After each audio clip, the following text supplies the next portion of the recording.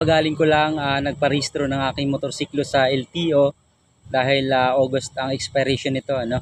So advice ko lang sa mga magpaparehistro diyan ay mas mainam na i-double check niyo muna yung inyong mga motorsiklo sa website ng LTO, ano, kung mayroong violations na nahagip ng NCAP. Dahil meron akong mga kasamahan doon kanina na mayroon silang penalty dahil mayroon silang violations, ano.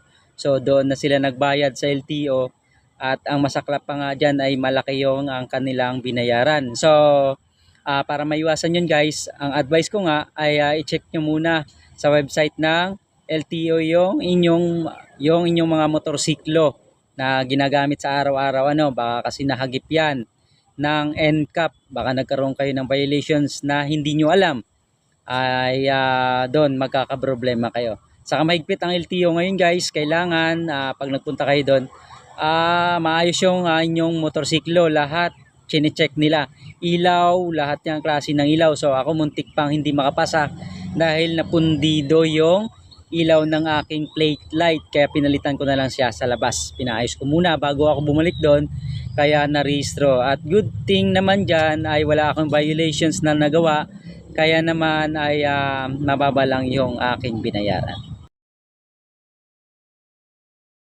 Galing ko lang nagparehistro ng aking motorsiklo sa LTO dahil August ang expiration nito, ano.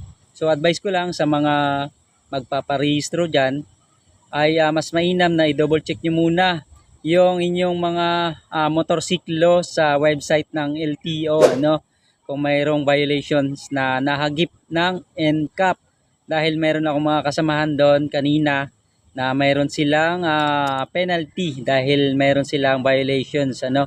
So doon na sila nagbayad sa LTO at ang masaklap pa nga dyan ay malaki yung ang kanilang binayaran. So para maiwasan yun guys, ang advice ko nga ay i-check nyo muna sa website ng LTO yung inyong mga motorsiklo na ginagamit sa araw-araw, ano, baka kasi nahagip yan ng NCAP, baka nagkaroon kayo ng violations na hindi nyo alam, ay doon magkakaproblema kayo. Saka mahigpit ang LTO ngayon guys, kailangan pag nagpunta kayo doon, maayos yung inyong motorsiklo, lahat chine-check nila, ilaw, lahat yung klase ng ilaw. So ako muntik pang hindi makapasa dahil napundido yung ilaw ng aking plate light, kaya pinalitan ko na lang siya sa labas. Pinaayos ko muna bago ako bumalik doon, kaya narehistro. At good thing naman dyan ay wala akong violations na nagawa, kaya naman ay mababa lang yung aking binayaran.